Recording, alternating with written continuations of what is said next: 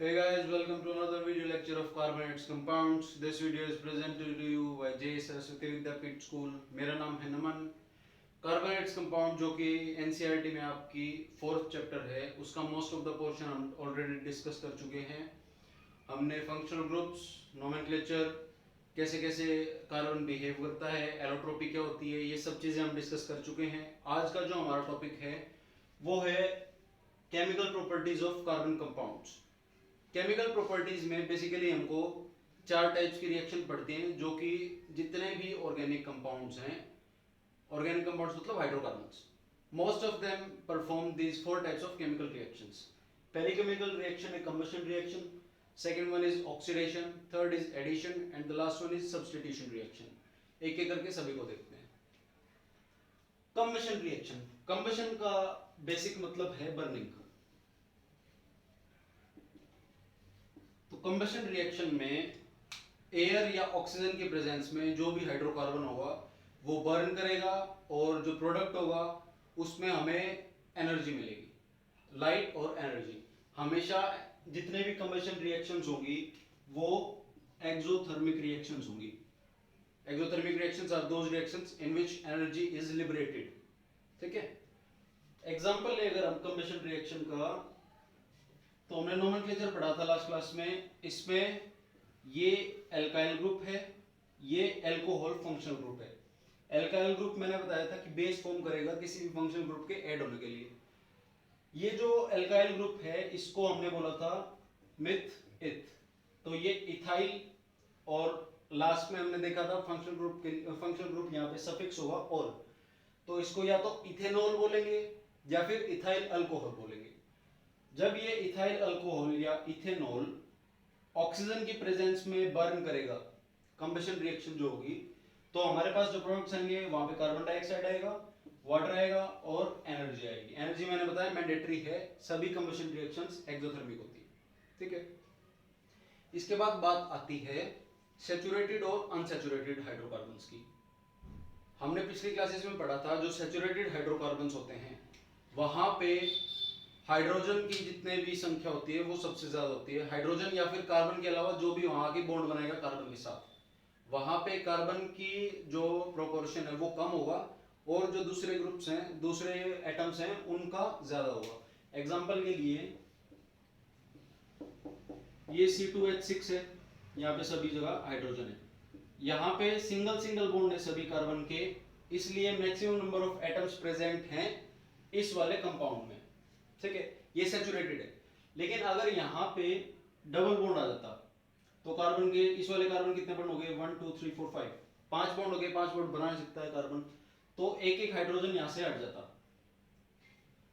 अब ये unsaturated hydrocarbon बन गए, इथीन बोलते हैं जिसको. ये अब अनसैचुरेटेड बन गए. अगर यहाँ पे सिंगल बॉन्ड ही रहता तो इसके पास यहाँ पे दो हाइड्रोजन और आ जाते, तो ये सैचुरेटेड हो जाता. इसके पास और कोई भी जगह नहीं है नए एटम को ऐड करने की. ठीक है. ये सैचुरेटेड होते हैं. जो दूसरे डबल या ट्रिपल बॉन्ड वाले होते हैं वो अनसैचुरेटेड हाइड्रोकार्बन्स होते हैं. अब जो सैचुरेटेड हाइड्रोकार्बन्स होते हैं वहां पे कार्बन का प्रोपोर्शन कम रहता है, बाकी हाइड्रोजन का या और कोई एटम होगा, क्लोरीन, ब्रोमीन, उनका प्रोपोर्शन ज्यादा रहता है. इस वजह से यहाँ पे जो कार्बन है, कार्बन कम होने की वजह से पोल्यूशन मिनिमम मिलेगा आपको सैचुरेटेड हाइड्रोकार्बन्स में. और जो अनसैचुरेटेड हाइड्रोकार्बन होंगे वहां पे, जैसे देखो ये सैचुरेटेड है, इसका केमिकल फॉर्मूला है C2H6. अगर ये अनसैचुरेटेड हो जाता, एल्केन की जगह ये एल्कीन बन जाता, तो केमिकल फॉर्मूला होता C2H4. C2H4 में अब यहाँ पे कार्बन कम है, बाकी एटम्स ज्यादा हैं. इसके कंपैरिजन में यहाँ पे कार्बन ज्यादा है, बाकी एटम ज्यादा है, लेकिन प्रोपोर्शनली देखा जाए तो यहाँ पे कार्बन का अमाउंट ज्यादा है, सॉरी कम है यहाँ पे. इसलिए ये जो सैचुरेटेड हाइड्रोकार्बन है ये कम पोल्यूशन करेगा और जो अनसैचुरेटेड हाइड्रोकार्बन है वो पोल्यूशन ज्यादा करेगा. अब बात आती है जो फ्लेम्स निकलती हैं. देखो काफी सारे कंपाउंड होते हैं, हाइड्रोकार्बन्स होते हैं या सब्सटेंसेस होते हैं. कुछ सब्सटेंसेस फ्लेम के साथ बर्न करते हैं, कंबशन जो होता है, जैसे कि कैंडल वुड होती है वो फ्लेम के साथ जलेगी. लेकिन जो काफी सारे ऐसे होते हैं, पेट्रोलियम, कोक, चारकोल, ये सब चीजें फ्लेम के बिना जलती हैं, रेड बर्न करते रहती हैं, वो रेड ग्लो करती हैं. उसका रीजन ये होता है, जब तक गैसेस नहीं जलेंगी, जो लेट्स सपोज चारकोल का एग्जांपल लें हम, चारकोल कोल का एग्जांपल लेते हैं। कोल के केस में आप देखना, कभी जो अंगीठी होती है घर में, अंगीठी में जब कोयला जलता है तो वो फ्लेम के साथ नहीं जलता है, वो सिर्फ रेड कलर का होकर बर्न करता है। ऐसा इसलिए होता है क्योंकि इसके पास जो पहले गैसेस प्रेजेंट थी, कोल बनने से पहले जब ये वुड था या और ऑर्गेनिक मटेरियल थे यहाँ पे, तो यहाँ पे जो गैसेस प्रेजेंट थी वो बर्न होने की वजह से वेपराइज हो चुकी है। यहाँ पे वेपराइज होने के कारण, और जो वेपराइज होती हैं गैसेस, वो गैसेस हमको फ्लेम्स के रूप में दिखती है। कोल में गैसियस पार्टिकल्स कम होते हैं, इसलिए वहां पे हमको फ्लेम्स बहुत कम दिखाई देती हैं। अब जो सैचुरेटेड हाइड्रोकार्बन्स होते हैं, वहां पे फ्लेम हमको या तो ट्रांसपेरेंट दिखेगी या फिर लाइट ब्लू कलर की दिखेगी। ठीक है, ट्रांसपेरेंट इन द सेंस बिल्कुल लाइट कलर होगा उसका, या फिर लाइट ब्लू कलर होगा। Saturated hydrocarbons burn with a light blue flame, और जो अनसैचुरेटेड हाइड्रोकार्बन्स होंगे वो येलो कलर की फ्लेम्स होगी वहां पे विद सूट। सूट का मतलब होता है थिक कलर, थिक डेंसिटी वाला जो स्मोक होता है उसको सूट बोला जाता है। इसमें सूट में कार्बन का अमाउंट ज्यादा होता है, यहां पे कार्बन का अमाउंट बहुत कम होता है, इसलिए पोल्यूशन यहां कम रहता है, यहां पोल्यूशन ज्यादा रहता है।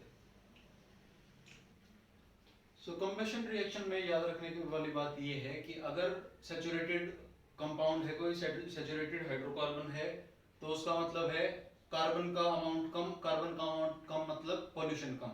अगर अनसैचुरेटेड है तो कार्बन का अमाउंट ज्यादा, कार्बन ज्यादा तो पोल्यूशन भी ज्यादा। ठीक है, सूट में कार्बन ज्यादा होता है इसलिए वहां पे पोल्यूशन भी ज्यादा है। नेक्स्ट है ऑक्सीडेशन रिएक्शन। ऑक्सीडेशन रिएक्शन में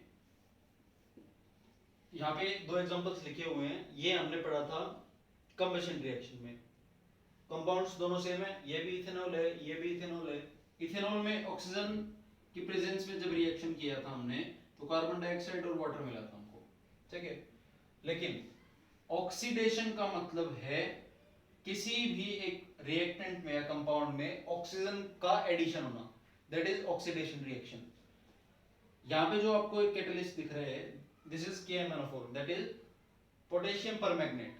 पोटेशियम परमैंगनेट एक ऑक्सीडाइजिंग एजेंट होता है, जिसका काम होगा, इस ऑक्सीडाइजिंग एजेंट का काम होगा जो रिएक्टेंट्स प्रेजेंट है यहाँ पे उनमें ऑक्सीजन का एडिशन कर देना। एग्जांपल के लिए यहाँ पे एक ऑक्सीजन प्रेजेंट है और हाइड्रोजन प्रेजेंट है 3, 5 और 1 6। 6 हाइड्रोजन के एटम्स हैं यहाँ पे, एक ऑक्सीजन का एटम है। अब जब ये अल्टीमेटली नया कंपाउंड बनेगा, बेसिकली यहाँ पे हो क्या रहा है, alcohol is getting converted into carboxylic acid.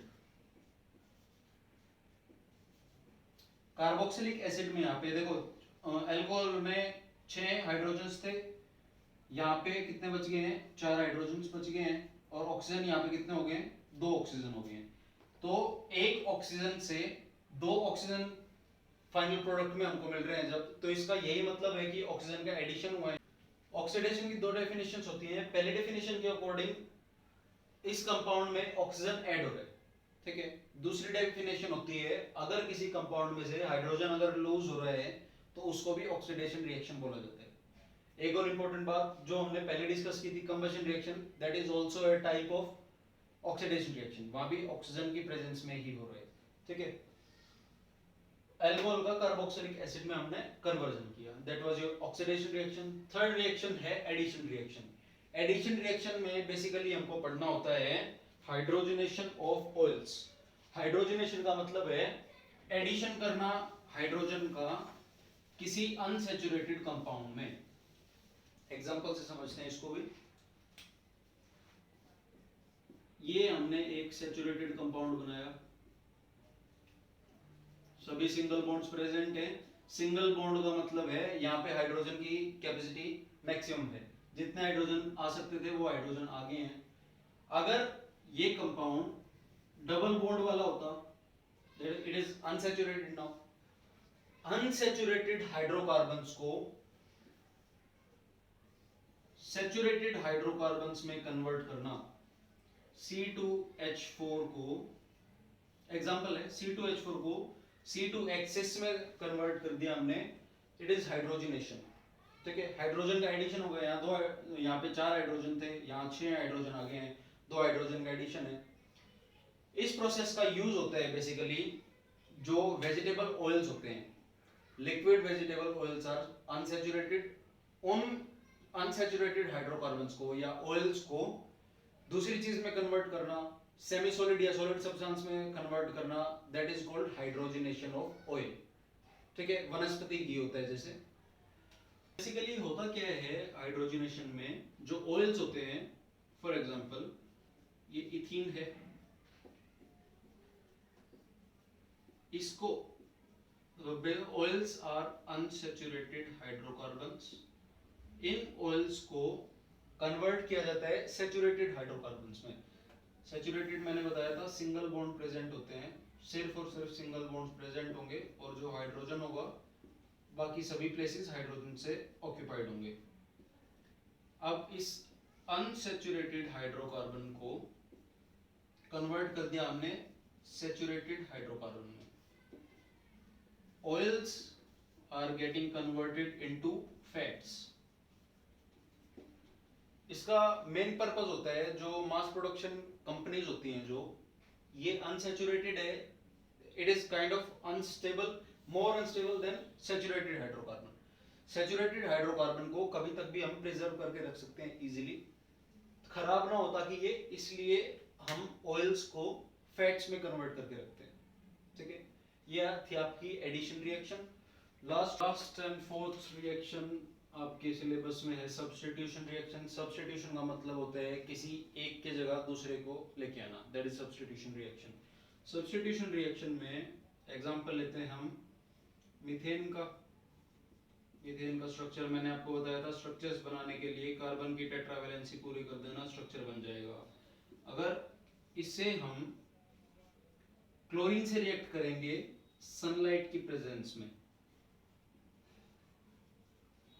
Basically it's stable, but अगर सनलाइट की प्रेजेंस में क्लोरीन से हम इसे रिएक्ट करेंगे तो जो प्रोडक्ट होगा वो क्या होगा, 3 हाइड्रोजन्स यूं के यूं रहेंगे, यहाँ पे Cl2 है, ध्यान से देखना, क्लोरीन मॉलिक्यूल एनवायरनमेंट में Cl2 की फॉर्म में मिलेगा, और अब एक हाइड्रोजन की जगह, कोई भी हाइड्रोजन हो सकता है वो, एक हाइड्रोजन की जगह एक क्लोरीन मॉलिक्यूल यहाँ पे आके बाइंड करेगा।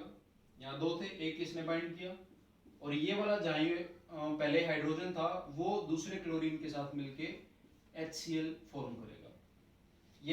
ये कंपाउंड जो बनेगा इसको बोलते हैं मिथाइल क्लोराइड या फिर क्लोरोमीथेन।